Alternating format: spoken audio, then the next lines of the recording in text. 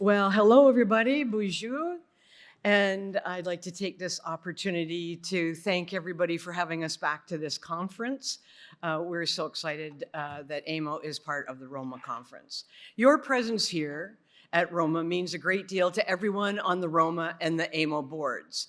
And I know sometimes it's a challenge because you want to be in the room and you've got delegations, but the delegations are probably much more important than listening to me speak. But in our modern world, where so many conversations are on our screens, it's great to be here where we're together and we can actually communicate. It reminds us in real time that we're surrounded by good people who treat each other well.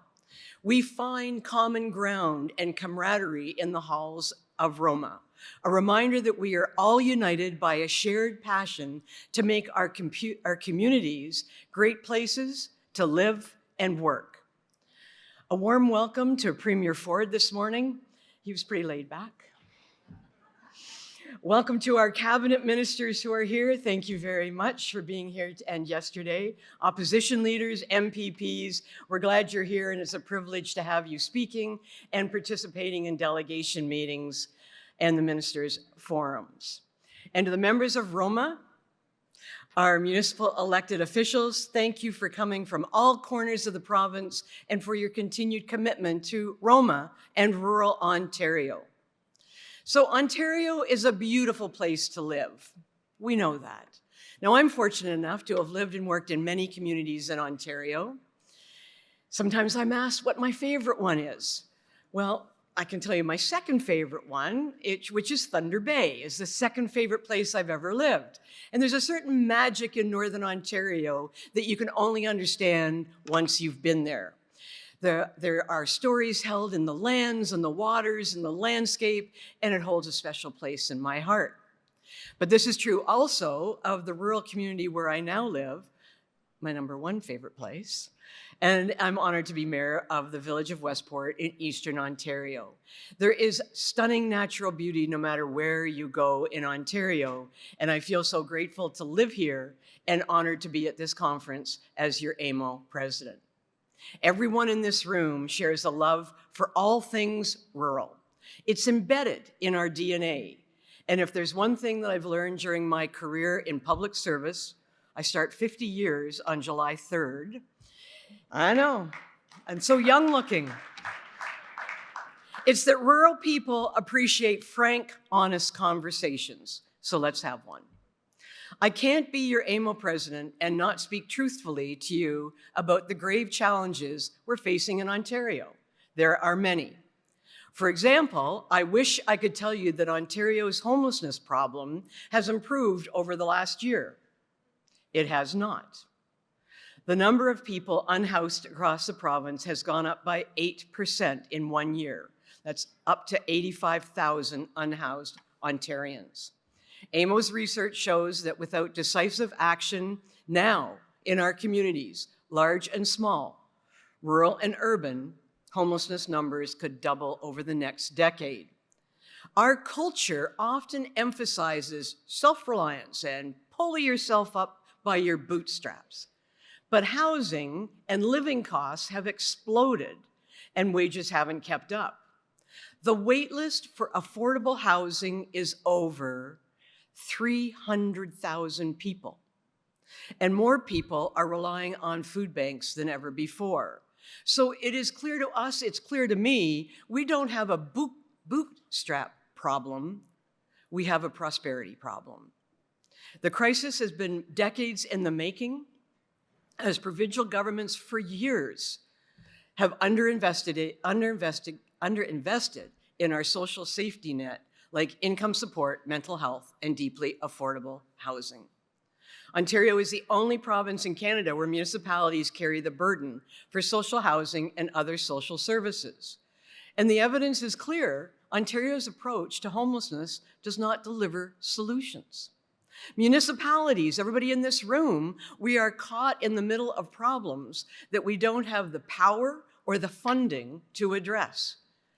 Let's be clear on that. The 2025 data is alarming.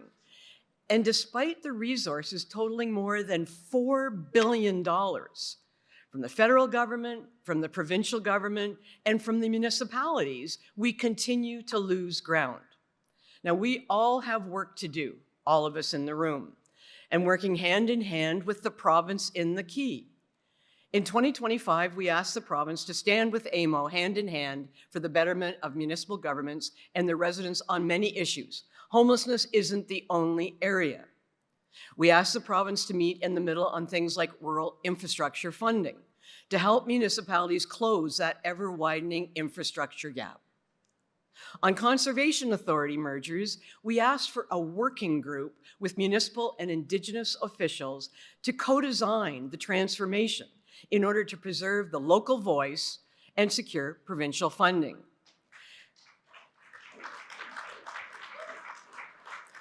AMO continues to ask the province to review how we fund and deliver services. We must use our shared taxpayers' money wisely, with the right kinds of taxes, funding the right kinds of services. Now, AMO works well. We play well in the schoolyard. We work well with others. We partnered with the Ontario Home Builders Association to find common ground on modernizing development charges. We created an Indigenous Reconciliation Action Plan with Indigenous partners to help AMO and municipalities advance reconciliation. And I just have to say, it's difficult to understand why the province, rather than working collaboratively with municipalities, has repeatedly overstepped into areas that we think is clear municipal responsibility, and we feel that most times it's done without a clear or compelling rationale.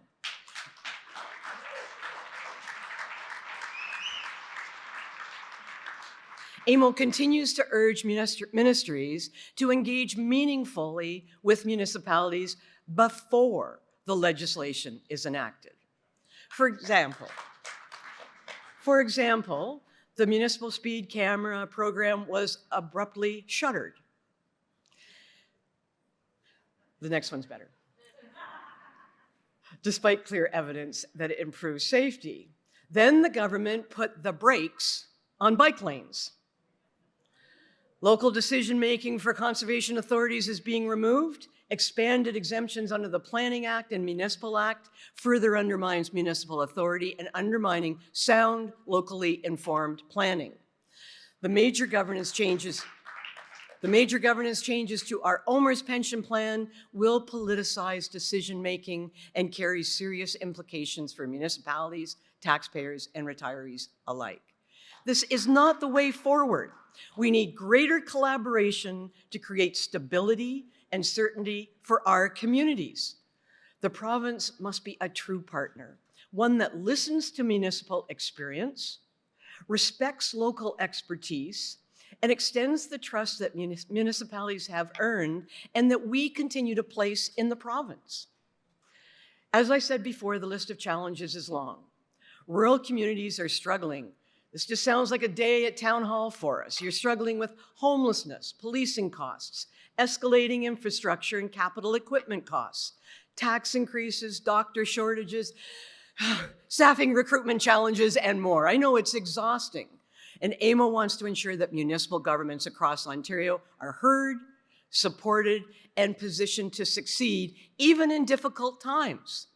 We adapt and respond quickly to new challenges, as shown in our rapid response to the economic crisis spurred by the trade and tariff threats.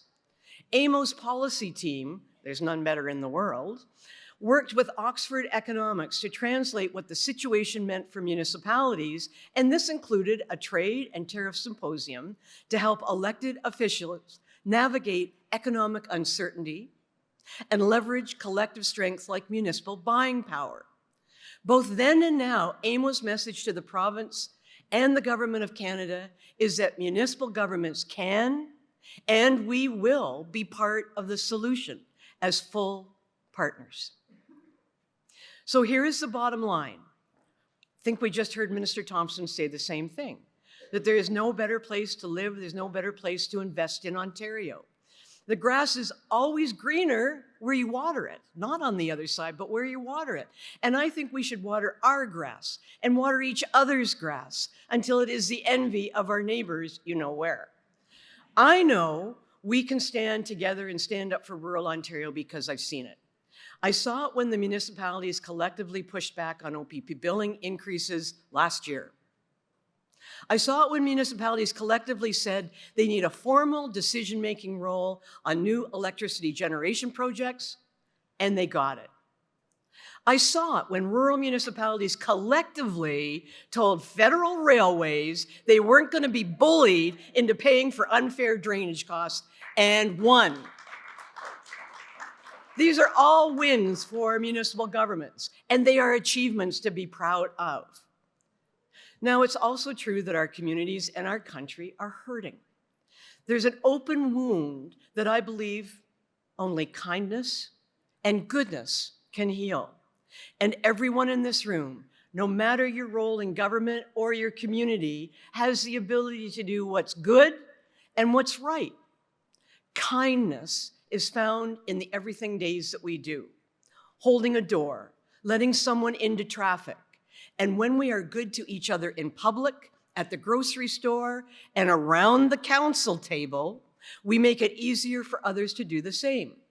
It is on us to be good role models and to show goodwill towards each other even when we disagree.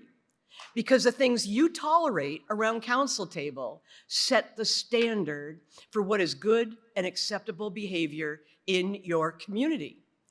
And like all people, municipal staff and council alike are entitled to a safe and respectful workplace. So I have to tell you, when Minister Flack reintroduced the Municipal Accountability Act in '25, I was thrilled beyond belief.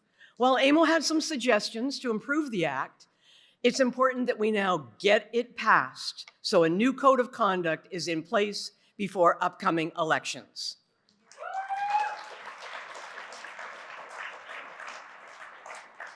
AMO also has 2 campaigns underway to encourage people to take part in the upcoming municipal election and promoting working in the municipal government, and you just heard Adam talk about that as well. You'll learn more about these things during the next few days. So just a moment ago, I said the world is hurting. It's more important than ever that we are good to each other, listening, caring, and wanting what is best for one another. These are the qualities of true leadership. This is AMO's approach to serving and advocating on behalf of all of you. These are the qualities we should all strive to bring to our council tables. And they are the qualities we should be putting to good use in our communities. Now, for a moment, putting aside all the numbers and data that I shared with you about homelessness, it's really about how we care for one another. Homelessness is a humanitarian crisis in Ontario. What happens to people living on our streets, sleeping on our sidewalks during the coldest month of the year should matter to us. We owe it to our constituents to put our best foot forward to ensure everyone has the opportunity to live well and to prosper in our great province. So I'd like to close by, first of all, thanking Minister Flack for all of the work that we've done together this year and recalling his comments yesterday at the forum. And Minister Flack said that we must work together to constructively review and recalibrate the programs currently in place so they truly protect and support our most vulnerable residents. Now, this is not just a soundbite for Minister Flack. He has said that to me in other meetings. So I'm going to take one step further, Minister. To that end, I am issuing a call to action to the Minister and his cabinet colleagues by collaborating across all orders of government and by honestly reviewing how we collectively invest resources to support those who are unhoused. We can move beyond managing symptoms and confront the root cause of homelessness, poverty. We don't want to be standing here next year, another year in, another $40 billion, and be up another 8%.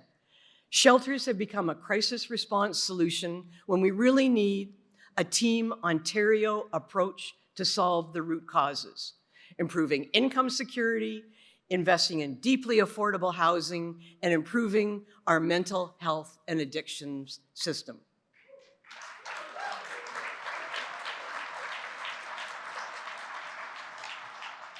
Now, the late and great Yusuf Islam,